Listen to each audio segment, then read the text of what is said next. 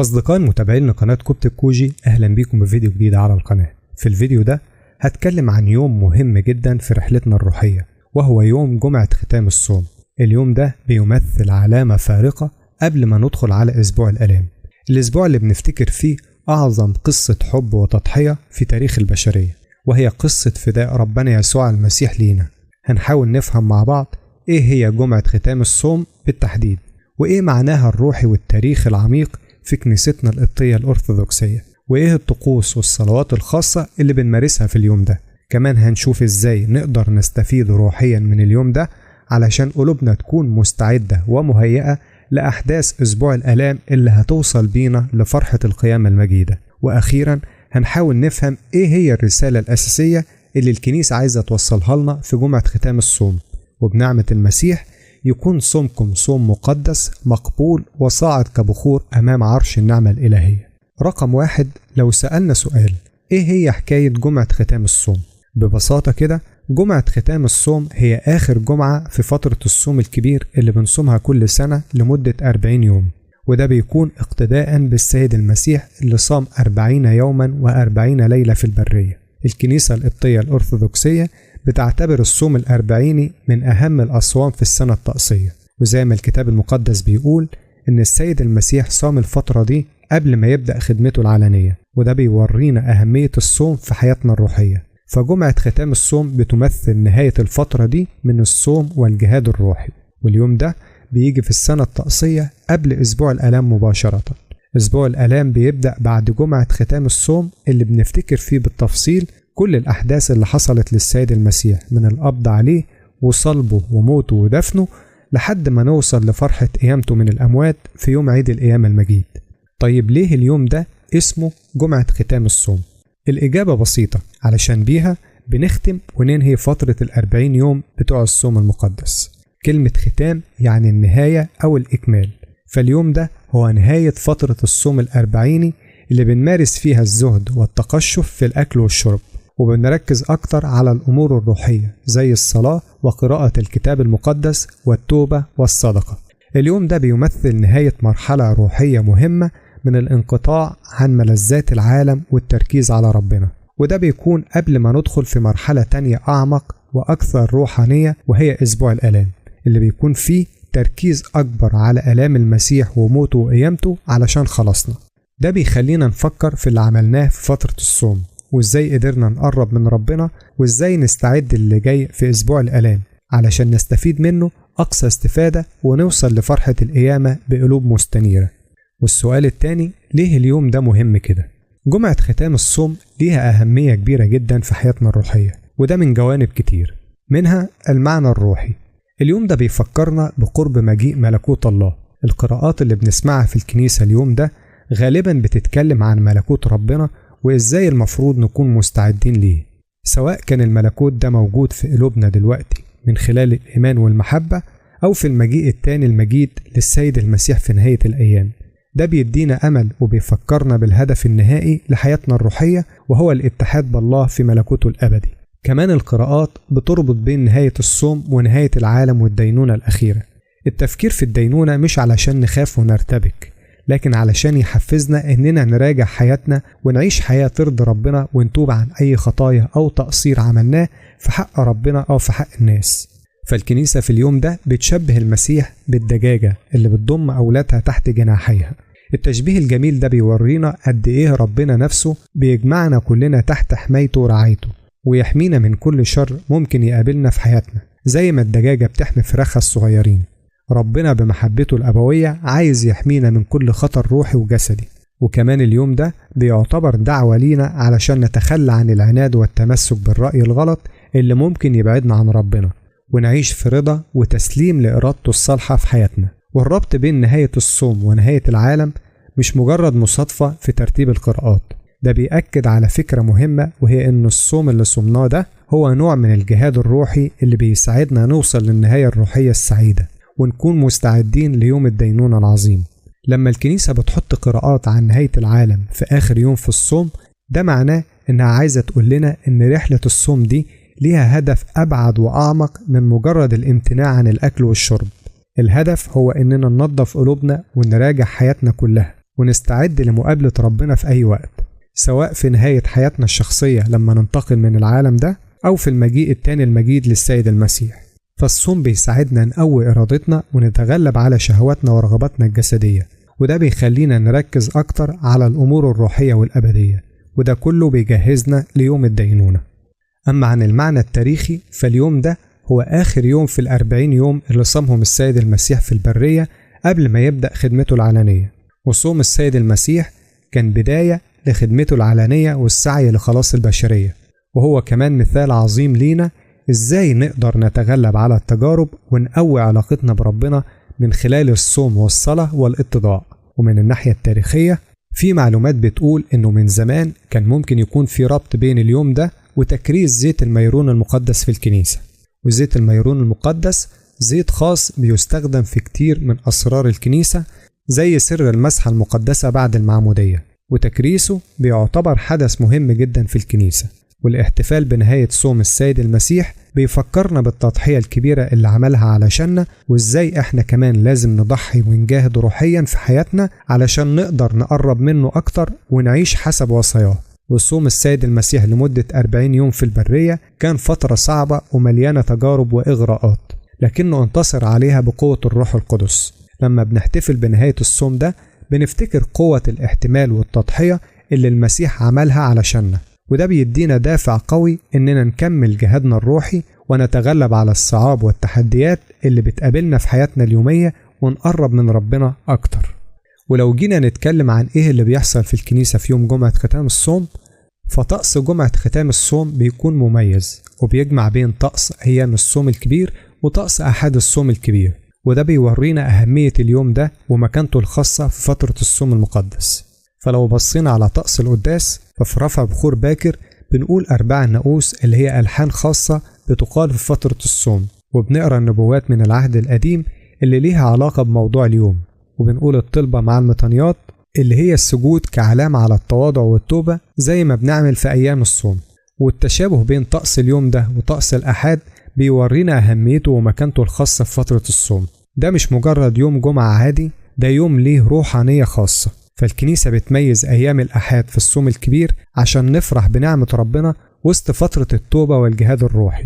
لما يكون طقس جمعة ختام الصوم مشابه، ده معناه إن اليوم ده فيه فرح روحي بنهاية فترة الجهاد وبقرب الخلاص اللي هنحتفل بيه في أسبوع الآلام وعيد القيامة. ده بيدينا إحساس بالانتصار الروحي بعد فترة الصوم. أما عن القنديل العام اللي هو سر مسحة المرضى، ده أهم طقس مميز لجمعة ختام الصوم، وبيتعمل مرة واحدة في السنة في الكنيسة في اليوم ده بالتحديد. وسر مسحة المرضى هو أحد أسرار الكنيسة السبعة، وبنطلب فيه شفاء الروح والجسد من ربنا. عادة السر ده بيتعمل في بيوت المرضى اللي مش قادرين يروحوا الكنيسة، لكن في اليوم ده بيتعمل قنديل عام لكل المؤمنين في الكنيسة، بيصلي فيه 7 كهنة أو أقل على زيت الزيتون النقي اللي بيرمز للفرح والنور واستنارة القلب، وبيحطوا فيه 7 فتايل من القطن، ورقم 7 ده بيرمز لكمال مواهب الروح القدس، وزيت الزيتون بيرمز لعمل الروح القدس في حياتنا. وبعد انتهاء القنديل العام بيتم دهن كل الشعب بالزيت المقدس ده علشان ربنا يشفيهم من أي تعب جسدي أو روحي حصل ليهم في فترة الصوم الطويلة، وكمان علشان يستعدوا لأسبوع الآلام والعيد بصحة نفسية وجسدية كويسة. ولو سألنا سؤال ليه السر ده بيتعمل في اليوم ده بالذات، فالإجابة هي علشان ممنوع نعمل قنديل للمرضى في أسبوع الآلام. أسبوع الآلام ده فترة تركيز كامل على آلام السيد المسيح وموته وقيامته، ومفيش أي طقوس تانية بتتعمل فيه غير اللي ليها علاقة بالأحداث دي. فكأن الكنيسة بتقدم لينا فرصة أخيرة قبل الأسبوع ده علشان ننال بركة الشفاء والقوة من ربنا. وده بيشبه شوية الجناز العام اللي بنعمله في نهاية قداس أحد الشعانين، علشان ممنوع نعمل جنازات ورفع بخور في أسبوع الآلام. فالقنديل العام في اليوم ده بيورينا اهتمام الكنيسة بشفائنا الكامل، مش بس الروحي لكن كمان الجسدي والنفسي، قبل ما ندخل على فترة أسبوع الآلام اللي فيها تركيز كبير على آلام المسيح. لأن بعد فترة صوم وجهاد روحي مكثف جسمنا ممكن يكون مرهق وروحنا محتاجة تقوية، فالكنيسة بتقدم لنا سر مسحة المرضى كنوع من الراحة والشفاء والبركة علشان نقدر نكمل رحلتنا الروحية في أسبوع الآلام وإحنا في أحسن حال، مستعدين لمشاركة المسيح آلامه والوصول معاه لفرحة القيامة. وعن القراءات والألحان، فالقراءات في اليوم ده بتتكلم عن قرب مجيء ملكوت الله والدينونة الأخيرة. بنلاقي فيه قراءات من سفر التكوين عن نهاية حياة يعقوب ويوسف، ومن سفر الأمثال عن مكافأة الأبرار، ومن سفر أيوب عن صبره ونهايته الصالحة. كمان في إنجيل باكر عن مجيء المسيح الثاني، وإنجيل القداس عن قرب مجيء الرب. واختيار القراءات والألحان ده بيأكد على الرسالة الرئيسية لليوم ده، وهي الاستعداد الروحي لمقابلة ربنا سواء في الموت أو في المجيء الثاني، وده بيكون من خلال التوبة والرجوع ليه. والقراءات اللي بتتكلم عن الدينونة الأخيرة بتخلينا نفكر في مسؤوليتنا قدام ربنا، وإزاي المفروض نعيش حياتنا علشان نكون مستعدين للقائه. الألحان اللي فيها روح الخشوع والتوبة بتاعت فترة الصوم بتساعدنا نهدى ونركز في صلاتنا ونستشعر قرب ربنا مننا. كل ده بيجهزنا نفسيا وروحيا للأيام الصعبة والعميقة اللي جاية في أسبوع الآلام. ولو فكرنا إزاي نستفيد روحيا من اليوم ده، فجمعة ختام الصوم فرصة عظيمة علشان نستفيد منها روحيا ونستعد لأسبوع الآلام بشكل كويس. وأول حاجة ممكن نستفادها هي تصفية القلب. فاليوم ده محطة مهمة علشان نصفي قلوبنا ونراجع علاقتنا بربنا قبل ما ندخل في أسبوع الآلام. ناخد وقت في اليوم ده علشان نفكر في علاقتنا بربنا، وإيه الحاجات اللي ممكن تكون بعدتنا عنه، ونطلب منه إنه ينقي قلوبنا ويطهرها من كل خطية. والحاجة التانية هي دعوة للتوبة. الكنيسة بتقدم لنا في اليوم ده دعوة صادقة للتوبة والرجوع إلى الله. لو في أي خطايا أو تقصير في حياتنا الروحية، اليوم ده فرصة كويسة علشان نعترف بيها ونتوب عنها ونطلب مغفرة ربنا ورحمته. والحاجة التالتة الاستعداد للملاقاة. فاليوم ده بيساعدنا نستعد لملاقاة ربنا في أحداث أسبوع الآلام وصولا إلى القيامة المجيدة.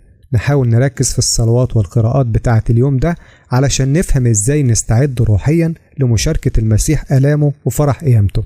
كمان نقطة مهمة هي التركيز على الصلاة والصوم والصدقة. واليوم ده فرصة علشان نراجع نفسنا ونشوف إيه اللي عملناه في فترة الصوم، وإزاي قدرنا نركز على الصلاة والصوم والصدقة. نسأل نفسنا، هل زودنا صلاتنا؟ هل صمنا بجد حسب إمكانياتنا؟ هل اهتمينا بالصدقة ومساعدة المحتاجين؟ والشيء المهم هو تغيير القلب من الداخل. الأهم إننا نحاول نغير قلبنا من جوه ونخليه ميال لربنا أكتر، مش مجرد ممارسات خارجية. لأن الهدف من الصوم مش بس الامتناع عن الأكل، لكن تغيير حقيقي في طريقة تفكيرنا وشعورنا وسلوكنا علشان نرضي ربنا في كل شيء. كمان لازم نستفيد من ألحان وقراءات وطقوس اليوم ده علشان روحنا تتنشط ونفتكر المثالية اللي المفروض نسلك فيها في حياتنا المسيحية. ننتبه كويس للقراءات والألحان ونحاول نفهم معانيها ونتأثر بيها علشان ده يقوي علاقتنا بربنا. كمان من الأشياء المهمة اللي لازم نستفيد منها هو نيل الشفاء الروحي والجسدي من خلال سر مسحة المرضى. وبنطلب الشفاء الروحي والجسدي من ربنا، ونتقدم للسر ده بإيمان وثقة في إن ربنا قادر يشفينا ويقوينا ويدينا نعمة علشان نقدر نكمل حياتنا. وأخيرا التأمل في قرب مجيء الرب. فالقراءات عن المجيء التاني بتخلينا نتأمل في آخرة حياتنا وإزاي نكون مستعدين ليها. نفكر في الأبدية ونحاول نعيش حياتنا بما يرضي ربنا علشان نكون مستحقين للحياة الأبدية معاه في ملكوته. فاليوم ده مش مجرد نهاية فترة صوم، ده فرصة حقيقية للنمو الروحي والتوبة العميقة والاستعداد الحقيقي لأهم حدث في تاريخ خلاصنا هو آلام المسيح وقيامته. لما بنركز في معاني اليوم ده وفي الطقوس اللي بنعملها، فده بيساعدنا نفهم قد ايه ربنا بيحبنا وقد ايه هو مستعد يغفر لينا ويشفينا ويقوينا. ده بيدينا قوة ودافع اننا نكمل طريقنا الروحي بثبات وإيمان ونستعد بكل جدية لأسبوع الآلام. والرسالة اللي الكنيسة عايزة توصلها لنا في جمعة ختام الصوم هي رسالة مهمة جدا. 1. رسالة الاستعداد. الكنيسة عايزة تقول لنا اننا لازم نكون مستعدين دايما لمقابلة ربنا، وده بيكون من خلال حياة التوبة والقداسة. والاستعداد ده مش بس لأسبوع الآلام لكن للحياة الأبدية مع ربنا. 2. رسالة الرجاء. حتى واحنا بنفتكر الدينونة، في دايما رجاء في رحمة ربنا وغفرانه. ربنا مش عايز يعاقبنا، هو عايزنا نرجع له ونتوب علشان يغفر لينا ويرحمنا بمحبته العظيمة. 3. رسالة الوحدة. في الأنديل العام بيورينا إننا كلنا واحد في المسيح، وإننا بنطلب الشفاء مع بعض كجسد واحد. إحنا مش لوحدنا في رحلتنا الروحية، الكنيسة كلها بتصلي وبتسعى للخلاص مع بعض. 4. رسالة المحبة.